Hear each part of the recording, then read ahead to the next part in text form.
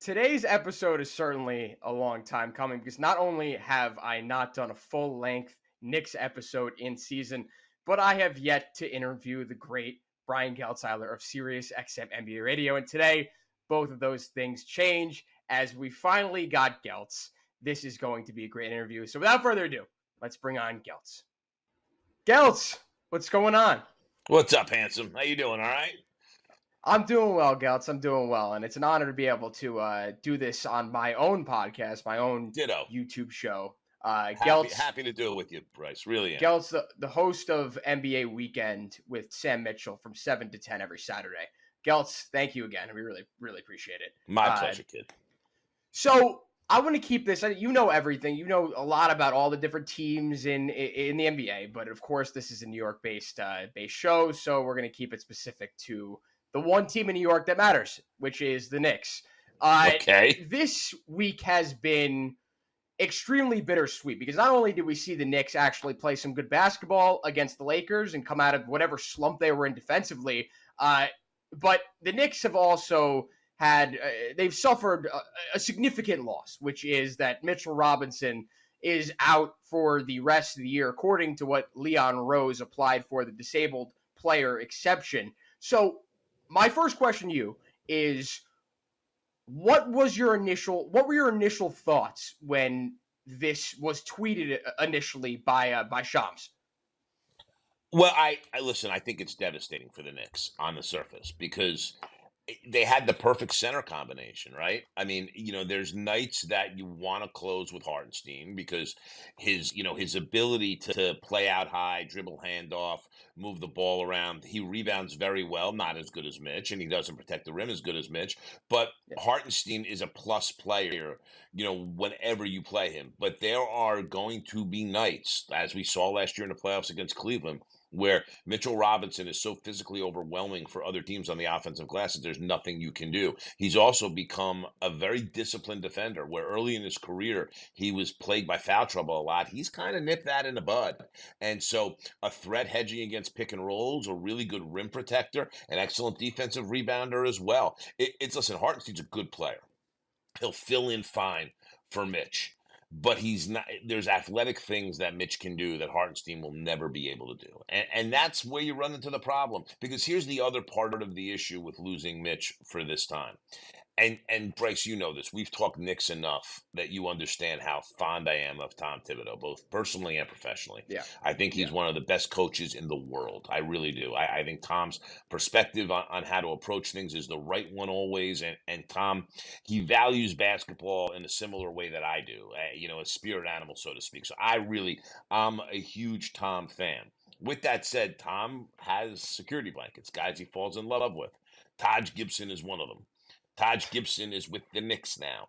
And I just worry a little bit in a couple of spots. Are we going to get too many Taj Gibson minutes because of Tom's comfort level with him? Because the guy that Tom is comfortable with is probably not the guy that Taj is anymore at this stage of his career. So I worry a little bit about that. And where the Knicks, who are, have so much flexibility in terms of adding a player as we come into the trade deadline with all of their assets, all of their good young players, and the Fournier expiring deal that they're able to go use, with all of that they have, they're in a wonderful position. And now there's some added pressure on this front office to have to figure something out to add a second center that can play productively behind Hartenstein, or potentially depending upon who it is in front of Hartenstein. And again, it's a one-year solution because Mitch will be back next year. So it's now become a little bit of a needle for the Leon Rose in his front office to thread. I will say this, though, getting the disabled player exception is a big-time plus because it puts you in a spot where you can add a guy who's got a lower salary. The one guy that I think is really interesting that's out there, and I think there's going to be multiple teams that are going to be looking to bring him in because I think there's multiple teams that could use him, is Andre Drummond, who's played pretty well for Chicago here trying to reclaim his career. And so for just this year to have Drummond come in, who's a big-time defensive rebounder, and have him be a backup to Hartenstein, the Knicks could do a lot worse than that, and I don't think the price is going to be prohibitive in any way, shape, or form. And cap-wise, you could fill him in to that disabled player exception. So today there was a report, not even a report, a reporter asked Tom Thibodeau a question, and he basically he brought this up again, the fact that he's still under the impression that Mitch is going to get reevaluated in 8 to 10 weeks. Is there? Listen, I understand what Leon Rose applying for the disabled player exception meant, but is there any likelihood that Mitch comes back this season if this is what Tom Thibodeau is saying? Sure, no doubt. And I'll because first of all, reevaluated doesn't mean he's going to be ready to come back, Bryce. You Yeah, no, understand of that? course, Reevaluated of means course, you but look at him again. that's a completely different dialogue though than what Leon Rose was saying by applying for the the exception. There's rhetoric sometimes that allows you to get the exception. The thing about the disabled player exception is that a player doesn't necessarily have to be out for the year for you to get it. If he's out for an enormous chunk of the year, you can still get that disabled player exception. And just because they have it doesn't mean Robinson can't come back and play. They're still paying him plenty of money. So my guess is the rhetoric from Tom that you were kind of getting there was that, first of all, they don't want to declare him out for the year if they think there's a chance he can come back, because the second he hears that, he's not going to be happy. And they want Mitch to be motivated to do his rehab as much as possible. And listen, I say this all the time, Bryce. Players have the internet too. Like, they hear and read and see what is Especially said. Okay, especially Mitch. Especially especially Mitch. Mitch. Especially He Mitch. yeah. Yeah. Mitch is a cautious tale. Because Yes. you look at him, this was the first year that he finally started to buy into his role of the enforcer on defense, the guy who's a game changer in different ways that isn't necessarily scoring, because you see the offseason videos of him with the crossover dribbles, the behind the backs, and step back threes. And you could tell that he kind of wants to be that guy on the floor, but this is the first year that he finally took a step back and did what he does best. That's what's so frustrating. That's what's so hurtful to all Knicks fans, and that's probably what's so hurtful to him. But as you said, I mean, like, he has social media too, and he's on Snapchat. Like, listen, if we're talking about one guy in the league who talks the most and is the most sensitive on social media, you're looking at Kevin Durant and Mitchell Robinson. There isn't Right. that much of a difference between these guys, and at least KD is a little more clear in the head about what his legacy is in the league. But I got a feel for Mitch, especially, again, like I said, what he was doing on the floor this year. One of the best offensive rebounding seasons that we've ever seen, not only just this year, he out-rebounded on the offensive end multiple teams in the NBA just by himself. So this is a catastrophic loss. And as you mentioned before, the Knicks have signed Taj Gibson, a Thibodeau staple. Where does Taj, even if the Knicks do go out and get a backup center, where does he fit into this? Like, he signed a guaranteed contract the rest of the year. Do you think he's going to play at all? Yeah, I do. I think until you get somebody, I think he's going to play. I think Tom wanted an option because he just doesn't trust Jericho Sims enough at this stage. And I think I think Gibson's job is twofold. Number one, in the times that Sims appears not really ready to do what Tom needs him to do, Gibson to play. And the other thing is to help Jericho Sims be ready to do what Tom needs him to do. I think there's a mentoring aspect to having Taj on board. Taj is a wonderful guy.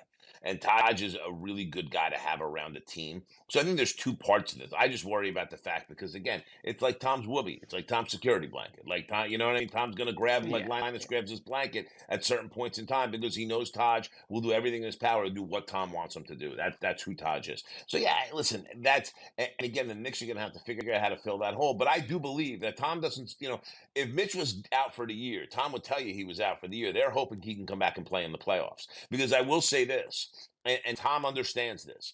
If they're going to advance in the playoffs, they need Mitchell Robinson to do so. He is, because they don't guard great as it is. You just said it earlier that they found their defense the other night against the Lakers. They guard well against bad teams, and they don't guard well against good teams. And part of that is a big part of that's defensive personnel. And now you just took, I'm not going to say your best defensive player.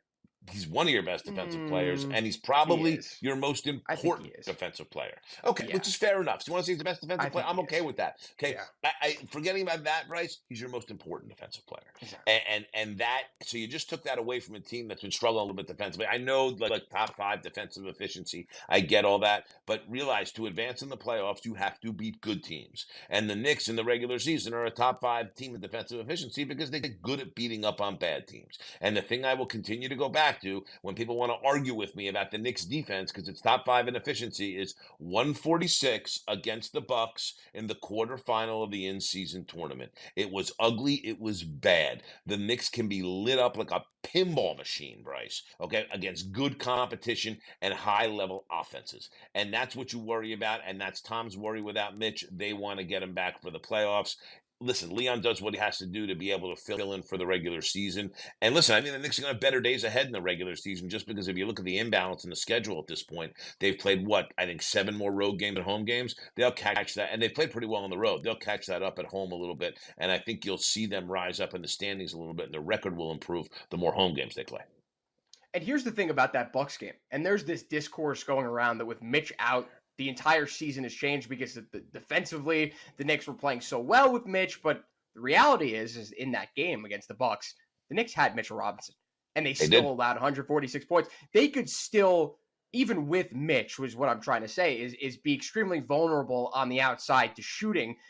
Understood now that like you don't have that interior presence, that they're going to be more inclined to take it to the basket and less inclined to settle for threes. Either way, it's not the be all end all that people are trying to make it seem. It's a huge monumental loss. Don't get me wrong, but the Knicks could still be a successful team with Hartenstein instead of Mitchell Robinson. You look back at what Nerlens Noel did in the 2021 playoffs. The Knicks got crushed in that series because of the pick and roll. Mitchell Robinson, one of his specialties, is playing the pick and roll, and he's very good at picking it up and making the right play. And Nerlens Noel was great defensively. Hartenstein is great defensively, but it remains to be seen whether or not he's going to be able to at least step into Mitch's shoes just a little bit in terms of the pick and roll and in terms of the interior defense. So listen, I think the Knicks.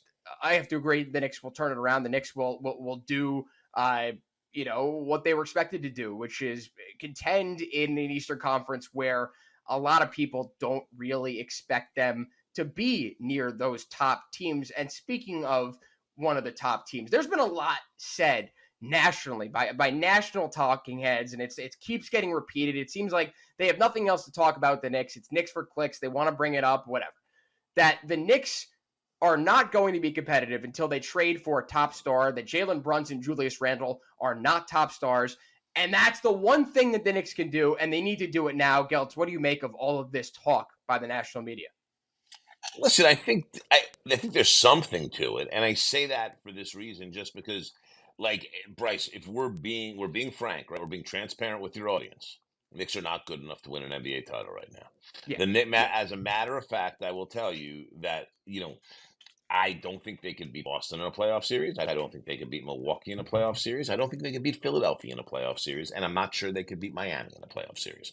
Okay? So that's where we are, which means that the ceiling, if what I'm saying is true, the ceiling for this current roster is the ceiling they hit last year, the second round.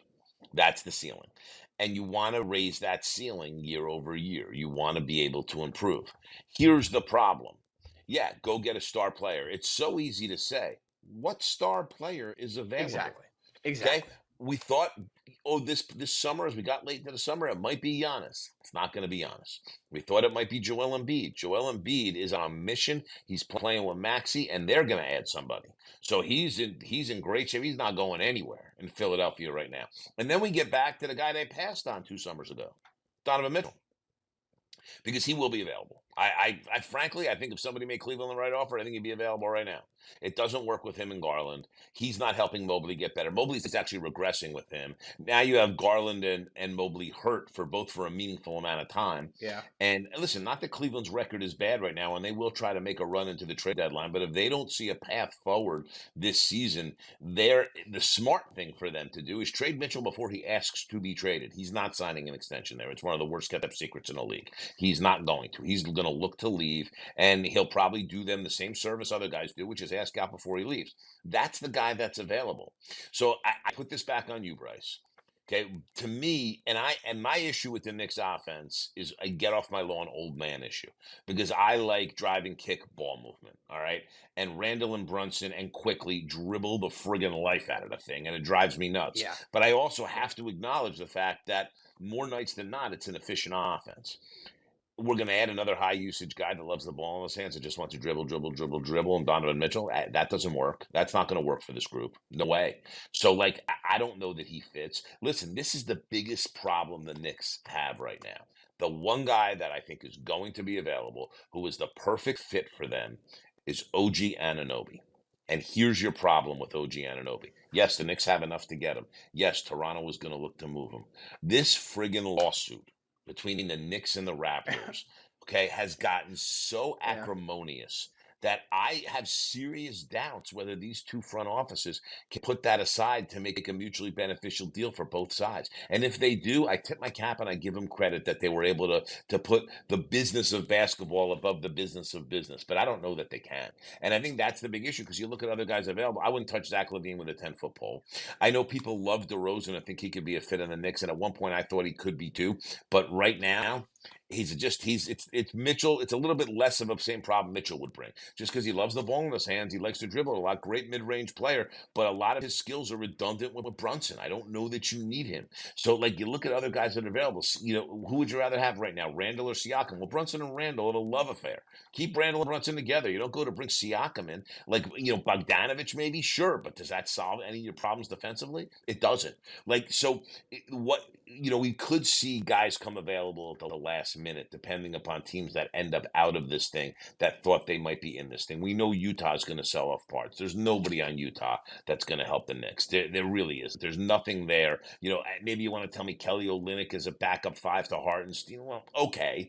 But, you know, that's not solving their perimeter defense problems either. Yeah. The star that you're desperate for, the star that you want, the star that you need is not available.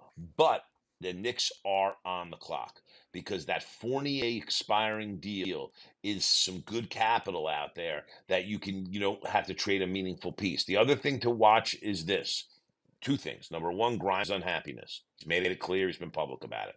And it's, by the way, his minutes haven't gotten increased at all since he's gone public about it. Yeah. The second thing are Quickly's contract demands.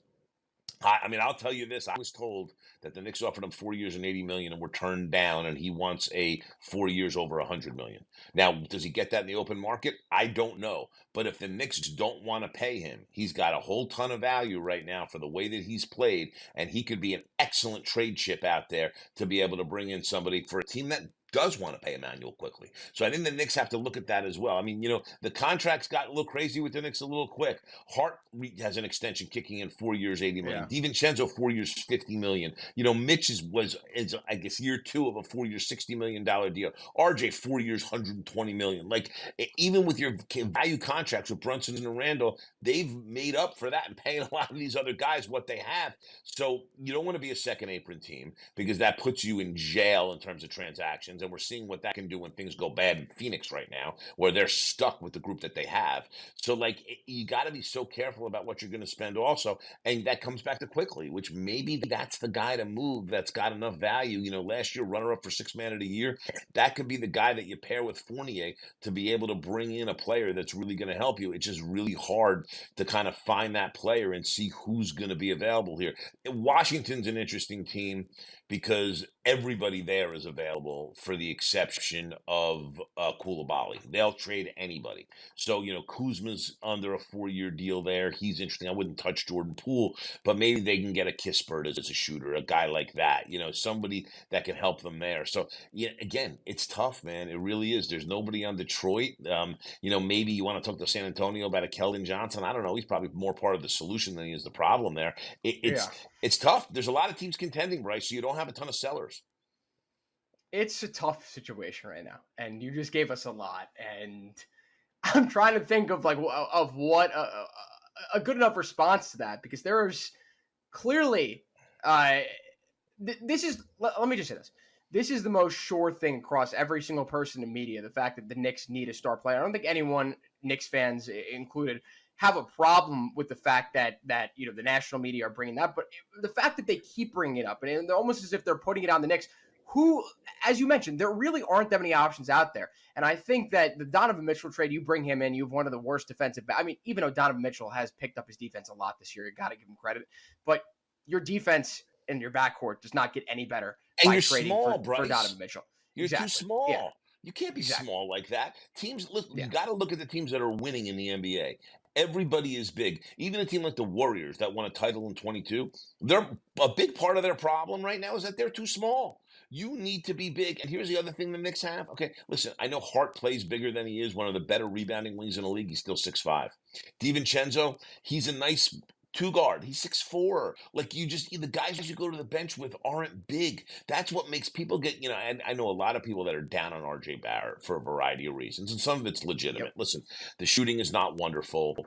The defense, some good nights defensively, some not so good. I'm disappointed in one part of his game that it has been better in the past than it is this year. That's his rebounding. He's a much better rebounder than what we've seen this year, and I'm disappointed in that. But be really careful before you start to go wheel a 6'8" wing like RJ Barrett at the age of 23 years old, who signed out to what's a pretty reasonable deal for his athletic skill set. So, you know what I mean? The size matters in today's NBA in a way that it hasn't in the last.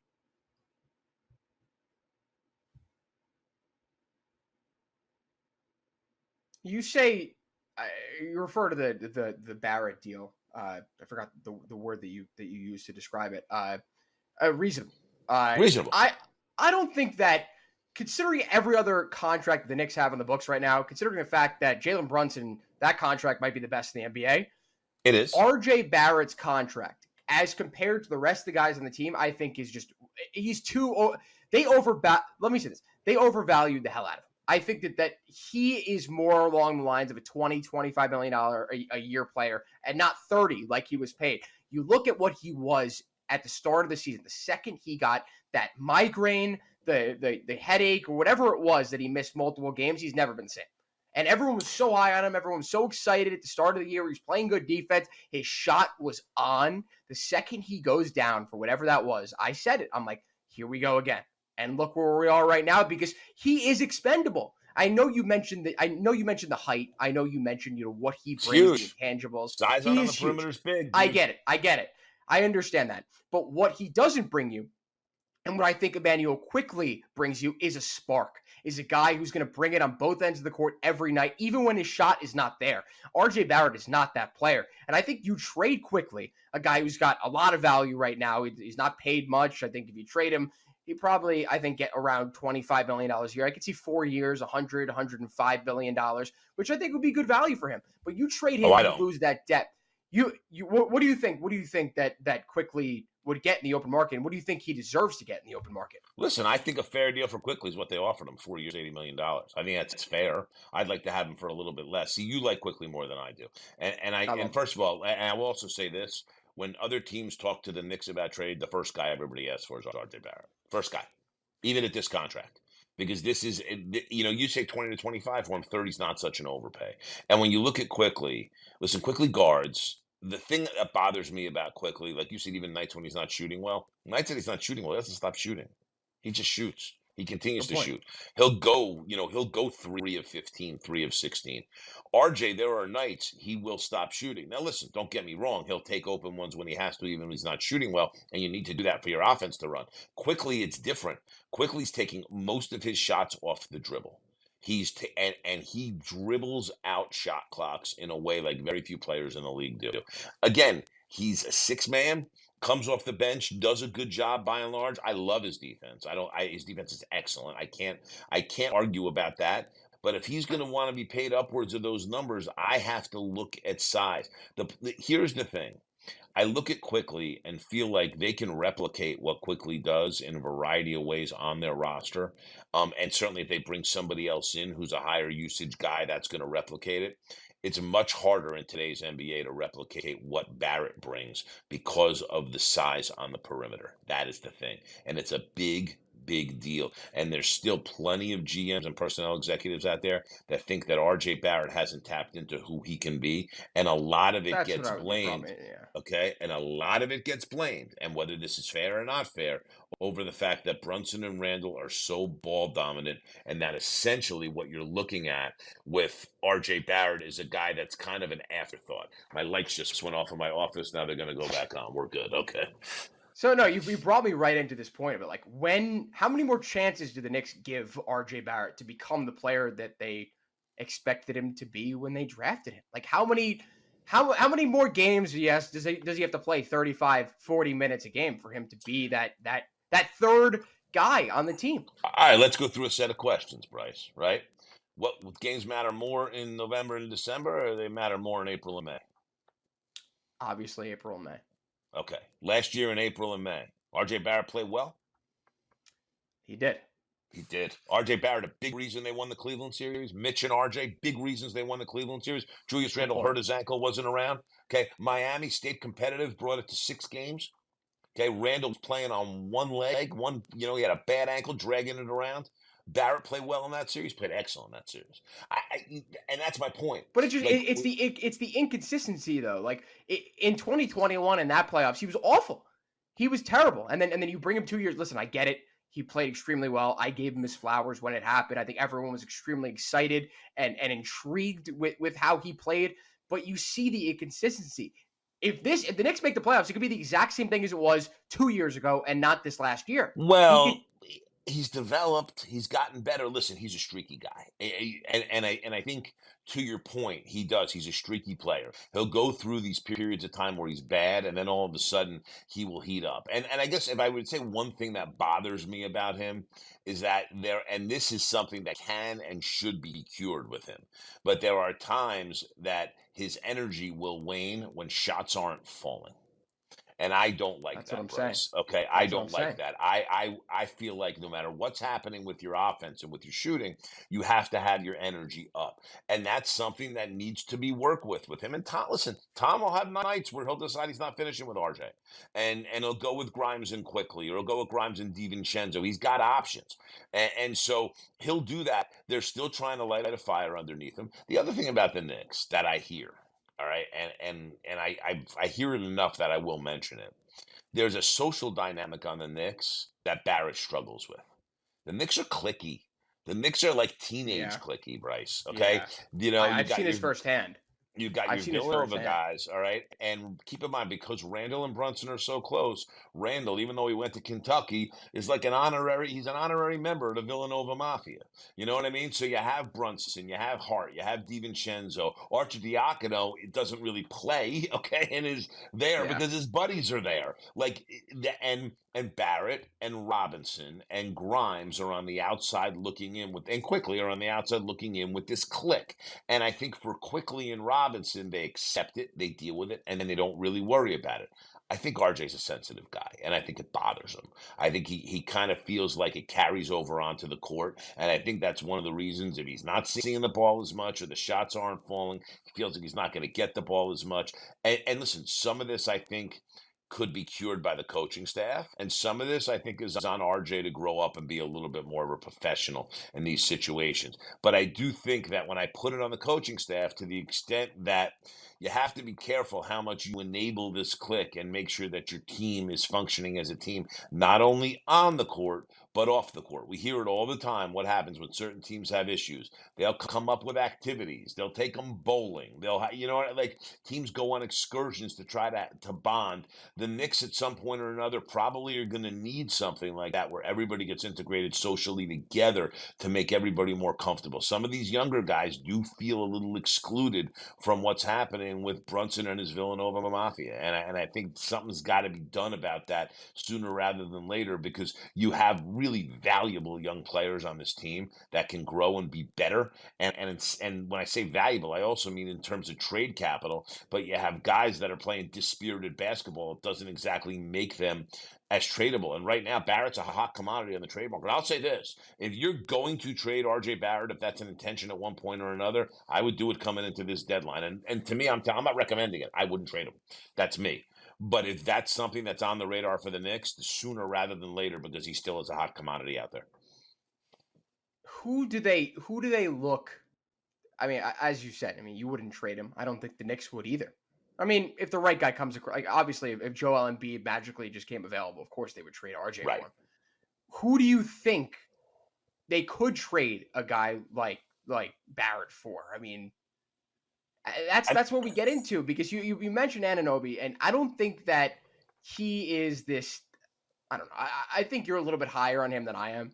I don't know if he moves the needle at all. I mean, he brings a lot of defense, which they so desperately need, especially on the badly. perimeter. I get it. And it I get clips it. RJ to the second best perimeter guy instead of the first best. He But he he you add him upgrades to two this spots, OG, defensively. you add him to this smorgasbord of wings that the Knicks have right now. I just don't see they have so many guys that they play on the wing. And I just don't know how Anunoby is going to get more than, 25, 30 minutes a game. He should be playing 40 minutes a game. He should have that big of a role on the Knicks. I just don't see how that could possibly happen. All right, let's move on All right, from this I'm going to give you. conversation. Let me. I'm going to give you one You do thing this first. before Okay. we move on. Okay. Before we move Okay. on, because I'm going to spitball something, and let me say this. I've given you a couple things today that are intel. This is not intel. This is me totally spitballing something. But you just said, who do you trade for? What about some kind of deal? And again, salaries would have to work. There would have to be, Fournier would obviously have to be in this, but somehow, some way to get Brogdon and Jeremy Grant from Portland in a deal where you send Barrett quickly out. And it's I not. mean, Jeremy Grant is with Barrett Can and play quickly. the three. Jeremy He can Grant, play the he three and played defends the I get perimeter, it. and he's Yeah. 6'9", Yeah. and he's 6'9", and he plays the three, and he allows you to go a little smaller if you want to play Randle at the 5 at times and put other smaller players out there. And Brogdon as a second teamer, he doesn't turn the ball over, and he's not one of these serial dribblers. He moves the ball, he improves your shooting. 44% from three last year, 44%. So like you look at a deal like that. That's if you want to elevate. Listen, if you can't get a star player and you think it's time to elevate to championship right now, you look at something like that, where Portland would say, "Hey, you know what? We're getting rid of a couple of high salaried guys." Like again, Well, do I know that's the the cap? thing. The cap? Do the cap The Knicks. gymnastics work? That's a disaster. That bringing on Jeremy Grant, he's going to be making $40 million a year. I don't know if Listen, that's it makes you a second apron team, and you have to figure out other ways to extract salary. It's not exactly. as simple Yeah. as I'm saying it, okay? But you understand my point. That's kind of you're limited to stuff like that because that's how few guys and how few sellers you have of teams that are available right now. But I just want to throw that out. So let's just transition quickly into a guy who we've mentioned multiple times. It's Julius Randle, who has really picked up his game, specifically over the last, let's say, 10, 20 games. He's averaging 27.5 over 55% shooting in the last 10 games. What do you attribute this re-energizing of sorts in his game right now and just, the step up and play to? First of all, he's in great shape. And I think that's something with Randall that we tend to, overlook at times. His conditioning is terrific, so he's playing just as well and just as energized in the fourth quarter as he is the first quarter. I think there's a growing comfort and trust between him and Brunson that allow that Randall doesn't, and I think this is very important for Julius. So Julius, that first year after the Knicks traded Toppin, where Randall had that All NBA year and he was fantastic. And then if you remember, he came back the year after, and he was just pissed, not happy to be there. And there was a couple of reasons why. Listen, he was very close with Reggie Bullock. They sent Bullock out. He was very close with Elfrid Payton. They didn't bring him back. Kenny Payne was his guy on the coaching staff. He left to go coach at Louisville. And Julius felt a little bit that they didn't really value him by not keeping his people around. Bringing Brunson in changed Julius's attitude towards the franchise. And now there's this growing chemistry between the two of them where Julius, who always felt like he had to be the man that was always on his shoulders, he doesn't feel that way anymore. And I think I don't know, like Julius tried to be that guy. He ain't that guy. He's a second banana behind another scorer. And the other thing is defenses are loading up on Jalen Brunson because they have to. Because Jalen Brunson uses screens as good as any guard in the league. When to go away from him, when to hit him hard, when to, kind of pretend you're going to use him but not use him. Like all of that, he's just done a super, super job with. And I think a lot of that has been a really, really important to how Randall's been able to play off Brunson because he doesn't have full defenses focusing on him anymore. So I think it's those two things, the conditioning, three things, the chemistry with Brunson and the fact that he's just not the center of the universe anymore. I just dropped an AirPod, Bryce. Stay with me. There we go. Go ahead. I mean, I think Randall has become I mean, you mentioned he's really adapted to this role well. Where I think his first and 2 it's a years, different role, Bryce. It's a different role than he had. It is. Whereas in his first 2-3 years with Knicks, what was it? I want to say it was 3 years. No. Two seasons. Yeah, 2 seasons. No, Well, he no, 3 played. seasons. He If played if you 3 remember, seasons without Brunson. Yeah, they weren't competing 20 season, with right? Marcus And in that, Morris. Yeah, and they thought so little of him after that season that they passed on Therese Halliburton to take Obi Toppin. Who, by the way, can you imagine? Nick fans got to get over it a little bit with Obi Toppin here. I know Can he's you playing better imagine? offensively. He's one of the worst defensive players in the league. His defensive metrics are, I was looking at them today, they're god awful. So, like, Nick fans like, oh, look what Obi's doing there. Forget about that nonsense. Okay, they're much better off without Obi Toppin here. This guy can't guard a stationary chair. He really can't. The Knicks did a better job. They did a really good job moving on from him. But they did a terrible job by drafting him in the first place when Well, they, I that's mean, true. again, as you said, they thought so little of Julius. They didn't think he was going to be playing 38, Correct. 39 minutes like he was the year after because Julius, took a step up. But yeah, Right. I think a lot of fans are more upset the fact that they passed on Halliburton to take Obi when they didn't have the hindsight that Julius was going to turn into their number one option and the only guy that Tom could trust 39, 40 minutes a game. So I But mean, you I know what, think, Bryce? But Bryce, if you want, we yeah, got to defend them a little bit. They weren't the only ones. Detroit passed on them. All right, they didn't want to take Killian Hayes over Halliburton. Right. Then you had a situation where Philadelphia could have had Halliburton and Heald for Ben Simmons and didn't do it. Think about that. All right, they had that on the table for them yeah. to be able to bring in Halliburton for Ben Simmons, and they didn't do it. So we Well, can't kill the how Knicks many of those totally. teams? How many of those teams had Elfrid Payton starting as their point guard? Well, there you go. No one did. That's a good point. Exactly, That's a good exactly. point. Geltz, thank you so much for joining me today. You can catch Geltz on the NBA Weekend Show with Sam Mitchell, the 2007 NBA Coach of the Year, from 7 to 10 Damn on straight. Saturday mornings. They always got to mention that on the radio. You always hear that. Thank you so much, Geltz, for Oh, joining me. always my pleasure, Bryce. Anytime, buddy. We'll do it again soon. You do a All great right. job here. Keep up the great work, pal.